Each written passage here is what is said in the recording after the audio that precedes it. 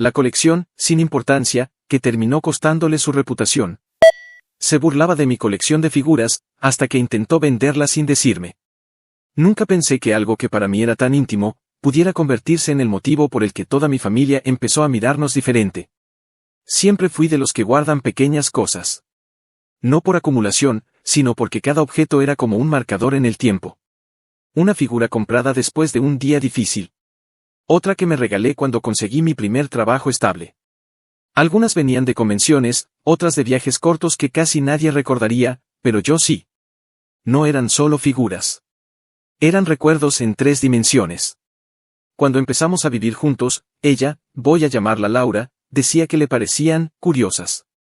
Sonreía, las acomodaba conmigo a veces, incluso me preguntaba por las historias detrás de algunas. Pero con el tiempo, algo cambió. Las bromas empezaron siendo ligeras. ¿Cuándo vas a crecer? ¿No crees que ya estás grande para muñequitos? Yo me reía. Pensaba que era normal. Que no entendiera, no significaba que no respetara. O eso creía. Recuerdo perfectamente la primera vez que sentí incomodidad real. Estábamos cenando con unos amigos suyos y uno preguntó por una vitrina en la sala. Laura soltó una risa breve y dijo: «Ah, sí, su museo de plástico. Es su terapia, supongo». Todos rieron. Yo también, pero por dentro algo se encogió. No dije nada. Pensé que no valía la pena crear tensión por algo pequeño. Ahí empezó mi silencio. Con los meses, los comentarios se volvieron más frecuentes. Ocupan demasiado espacio. Deberíamos simplificar. Imagínate si tuviéramos hijos, esto no puede quedarse. Nunca fue una discusión frontal. Era más como pequeñas gotas, constantes. Yo defendía la colección con calma. Explicaba que no era solo decoración. Que era importante para mí. Ella sentía, pero su expresión decía otra cosa. Un sábado salí temprano por trabajo. Tenía que resolver algo urgente y pensé volver antes del mediodía. Pero las cosas se alargaron. Cuando regresé, algo se sentía raro incluso antes de abrir la puerta. No sabría explicarlo, era como esa sensación sutil de que alguien movió muebles aunque no puedas ver cuáles. Entré. La sala estaba demasiado ordenada. Demasiado vacía. Mi estómago se tensó antes de que mi mente entendiera. La vitrina estaba medio vacía. Por un segundo pensé que estaba mirando mal. Me acerqué. Faltaban varias figuras. Justo las más antiguas. Las que menos sacaba porque eran más delicadas. Sentí un frío en la espalda. ¿Laura? Salió de la cocina con una naturalidad que me descolocó. Ah, llegaste. Se lo pregunté directo. ¿Dónde están?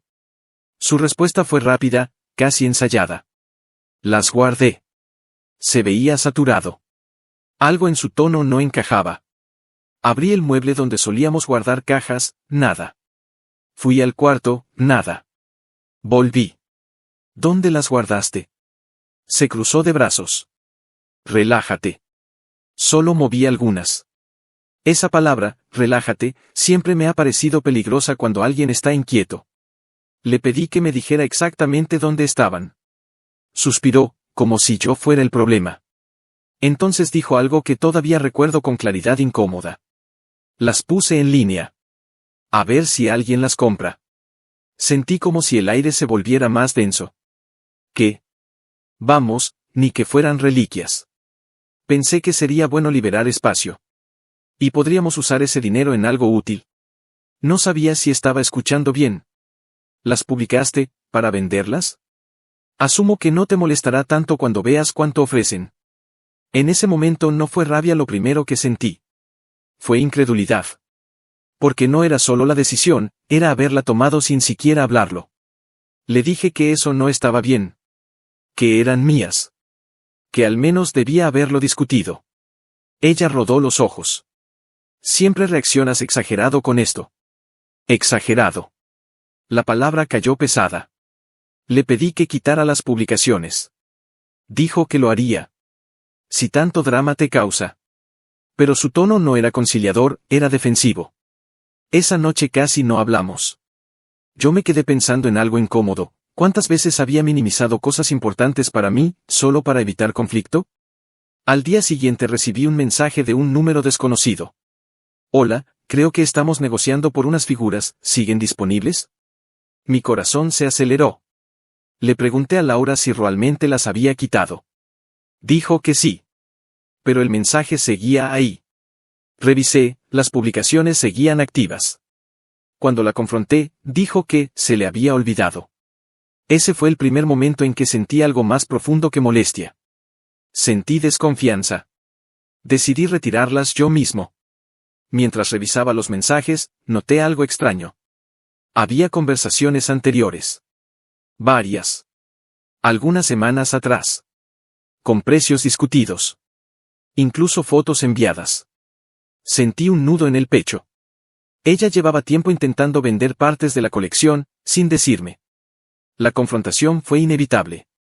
Le pregunté cuánto tiempo llevaba haciéndolo. Se quedó en silencio unos segundos. Luego dijo. No es lo que parece. Nunca he conocido a alguien que diga eso, y después venga algo simple. Admitió que había estado vendiendo algunas figuras menos importantes. Pensé que ni lo notarías. Esa frase dolió más de lo que esperaba. No por las figuras, sino por lo que implicaba. Que algo significativo para mí, era invisible para ella. La discusión escaló. Yo pregunté por qué. Ella evitaba responder directamente. Hasta que finalmente, lo dijo. Tenía deudas. No pequeñas. Había estado usando el dinero para cubrir pagos que no quería contarme. El silencio en la habitación se volvió pesado, distinto. De repente, todo se reconfiguró. No era solo una falta de respeto. Era un secreto. Pero lo que más me impactó fue que nunca pensó en hablarlo. Su lógica, según explicó, era que esto era más fácil. Que yo no lo entendería. Que eran solo objetos. Sentí una mezcla extraña de empatía y traición. En los días siguientes, la situación salió a la luz porque un familiar vio una de las ventas en redes y preguntó. Las conversaciones familiares se volvieron incómodas. Algunos la defendían. Seguro lo hizo por estrés. Otros cuestionaban. ¿Por qué no hablarlo primero? Yo me sentía en medio, intentando procesar. En una reunión, alguien comentó en voz baja. Lo que no entiendo es por qué esconderlo, eso lo hace ver peor. Laura se quedó callada. Nunca la había visto tan incómoda frente a todos. En medio de todo esto, alguien cercano me dijo algo que se quedó conmigo. A veces no es lo que se hace, sino lo que revela. Y empecé a preguntarme qué revelaba realmente esto sobre nosotros. En línea, compartí una versión breve de lo ocurrido buscando perspectiva. Los comentarios no tardaron en llegar. Seguro que el problema son las figuras, o la confianza rota. Si empezó vendiendo sin decirte, ¿qué más podría estar ocultando? Tal vez estaba desesperada, pero cruzó un límite. También pregúntate si hubo señales que ignoraste. Leerlos fue incómodo, pero necesario. Porque cada opinión abría otra pregunta. Con el tiempo, Laura pidió hablar seriamente. Me dijo que se sentía avergonzada, no solo por lo que hizo, sino por cómo se había expuesto. Admitió que las burlas eran en parte una forma de justificar internamente lo que estaba haciendo. Minimizar algo, para sentirse menos culpable de tocarlo. Nunca había pensado en eso. También confesó que le daba miedo admitir sus problemas financieros porque pensaba que yo la vería diferente. Lo irónico, es que terminó siendo cierto, pero no por las deudas. Sino por la falta de honestidad. Hubo conversaciones largas. Silencios. Momentos incómodos. Intentos de entender. Yo también tuve que reconocer algo, durante mucho tiempo evité hablar profundamente sobre lo que las figuras significaban para mí. Tal vez asumí que lo sabía. Tal vez subestimé la importancia de decirlo en voz alta. Algunas figuras no se recuperaron. Otras sí. Pero lo material, dejó de ser el centro. La verdadera pregunta era si podíamos reconstruir la confianza. Una noche, mientras acomodaba las que quedaban, Laura se acercó. Se quedó mirando en silencio. Luego dijo. No entendía que estabas cuidando recuerdos, no plástico. Fue una frase simple, pero sincera. No todo se resolvió mágicamente. Seguimos trabajando en comunicación. En poner límites claros. En no asumir. En hablar antes de actuar. A veces me pregunto qué habría pasado si nunca regresaba temprano aquel día. Si las ventas continuaban. Si el secreto crecía.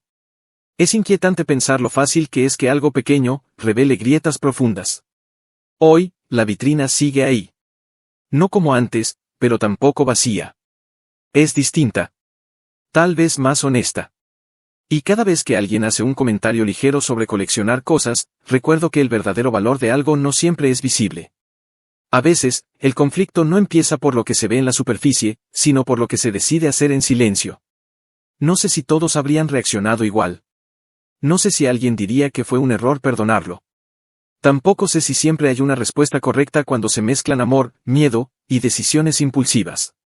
Pero sí sé algo. La confianza no se rompe de golpe. Se desgasta en pequeños momentos, donde elegimos hablar o no hacerlo. Y desde entonces, cada vez que miro esas figuras, no solo veo recuerdos del pasado. También veo un recordatorio incómodo, de lo fácil que es subestimar lo que importa para alguien más. Y de cómo, a veces, lo que empieza como una burla, termina revelando verdades que ninguno estaba listo para enfrentar.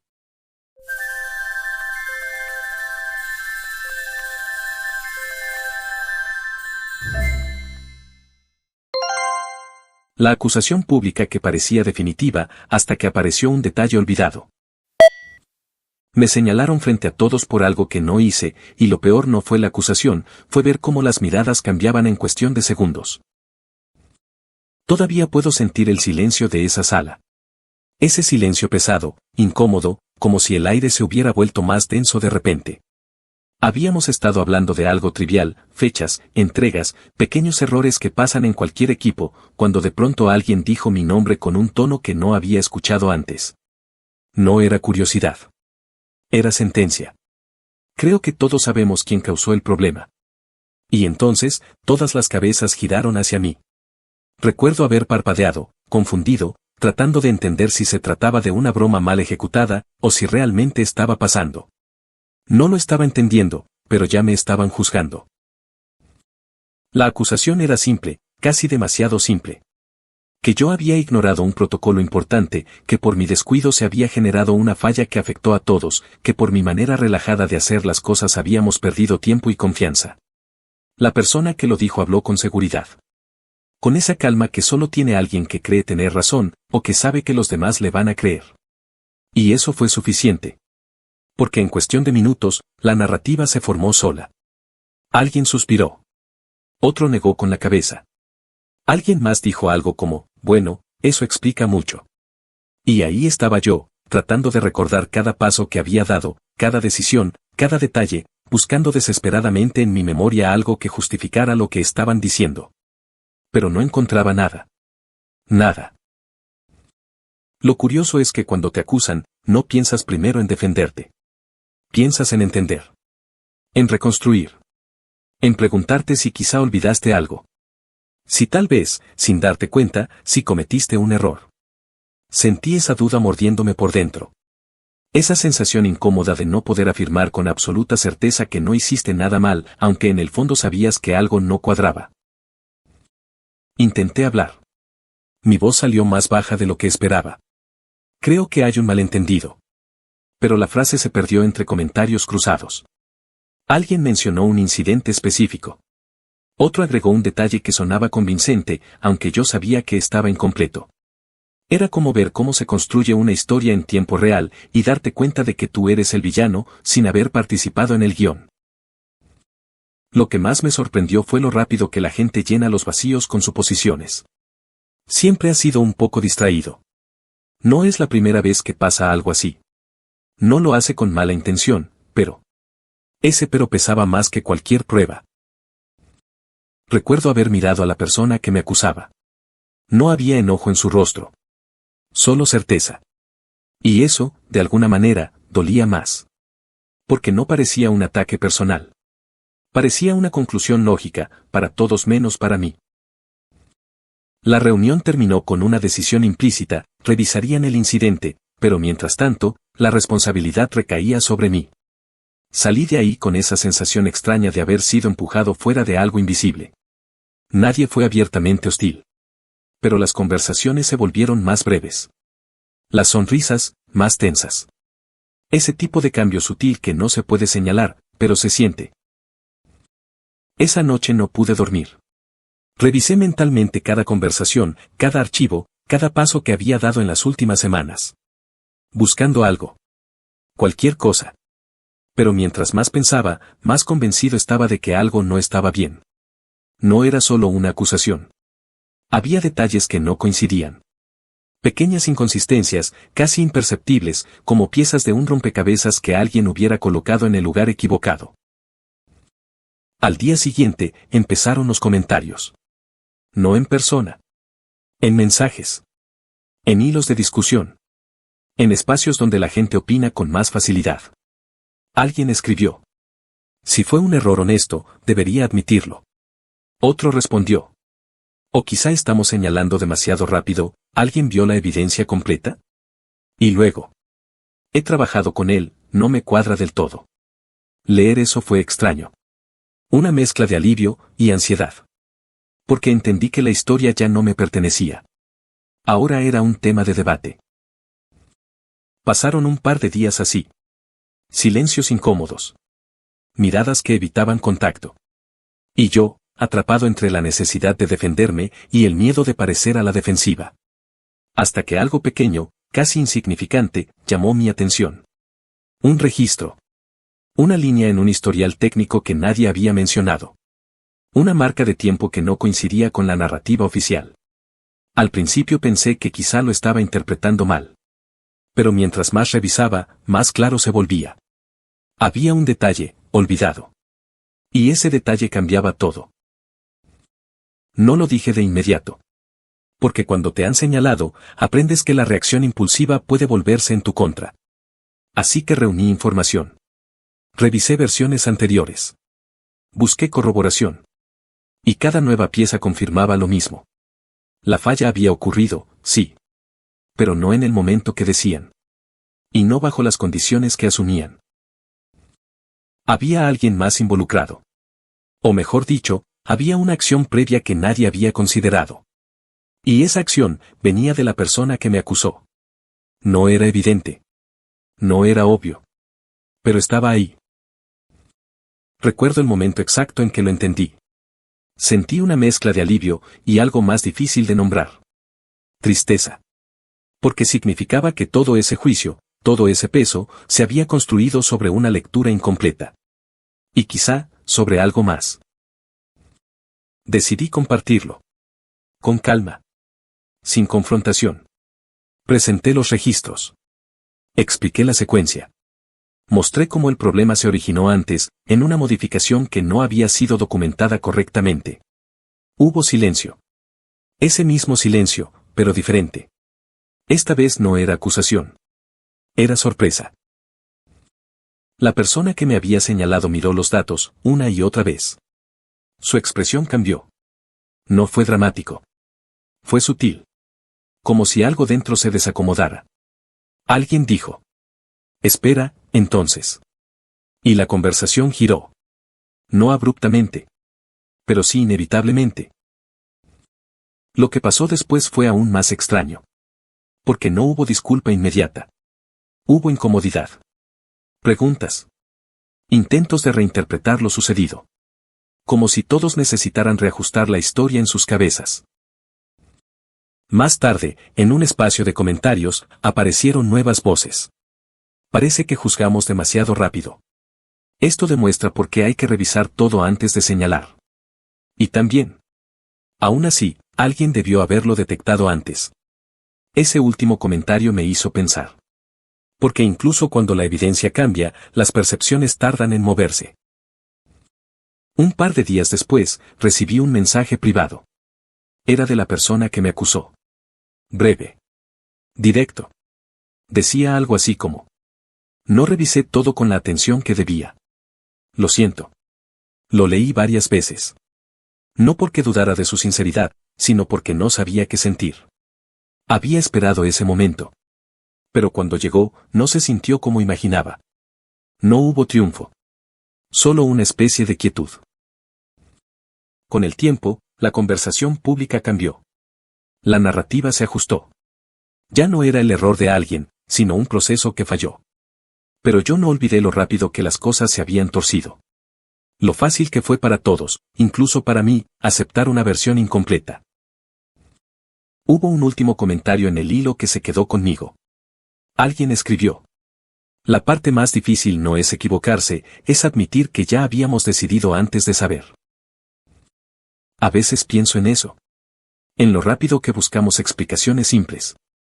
En cómo la certeza colectiva puede sentirse tan convincente, incluso cuando está equivocada. Y en lo silencioso que puede ser un detalle olvidado, esperando a que alguien lo mire. No sé si la lección es desconfiar. Quizá es pausar. Preguntar.